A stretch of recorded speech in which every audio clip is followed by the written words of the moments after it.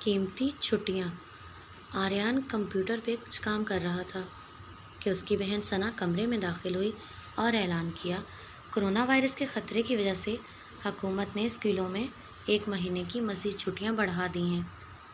آریان بے اختیار اس کی طرف متوجہ ہوا تو وہ پھر بولی، ساری چھٹیاں ہی بیکار گزری ہیں۔ آریان: مگر اب نہیں گزریں گی۔ وہ کیسے؟ ثنا نے پوچھا۔ آن لائن نمائش منعقد ہو رہی ہے، پوری دنیا سے لوگ شرکت کریں گے، آریان نے کہا۔ پھر کیا ہوگا؟ ثنا نے پوچھا۔ چونکہ ہم دونوں اچھی تصویر بنا لیتے ہیں، اس لیے اپنے ہاتھ سے بنی ہوئی تصویریں نمائش میں رکھیں گے۔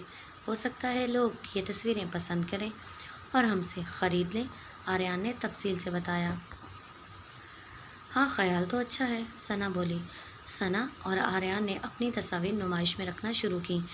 کئی لوگوں نے انہیں پسند کیا اور کئی تو ان تصویروں کو آن لائن خریدنے پر تیار ہو گئے۔